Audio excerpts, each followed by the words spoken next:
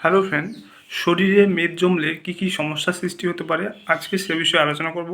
Channel যদি নতুন, channel subscribe করবেন। চলুন শুরু করা যাক।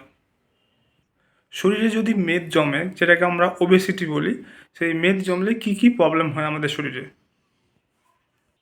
1 নম্বর হচ্ছে টাইপ 2 ডায়াবেটিস।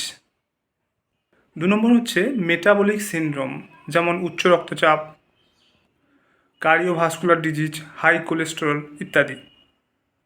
আর্লি পিউবার্টি, ঘুমের সমস্যা, যা থেকে আপনাদের স্লিপ অ্যাপনিয়া হতে পারে।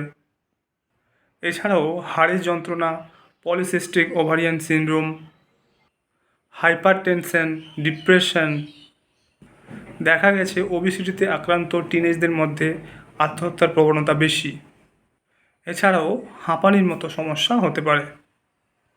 এছাড়াও অল্প বয়সে যদি ওজন বেড়ে যায়, তাহলে কী কী সমস্যা হতে পারে।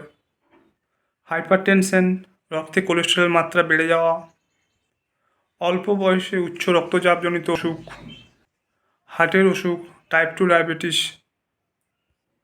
হাড়ের সমস্যা, শ্বাসকষ্ট, ঘুম ঘুম ভাব, স্লিপ অ্যাপনিয়া, দেরি করে হাঁটতে শেখা, লিভারে ফ্যাট জমা, অল্প বয়সে দাড়ি ওঠার সম্ভাবনা। এছাড়াও শারীরিক ও মানসিকভাবে অবসাদগ্রস্ত হওয়া। তো আজকে জানলেন যে আমাদের শরীরে মেদ থাকলে, মেদ বেশি থাকলে কী কী সমস্যা হয়। এছাড়াও অল্প বয়সে ওজন বেড়ে গেলে কী কী সমস্যা হয় আজকে জানলেন।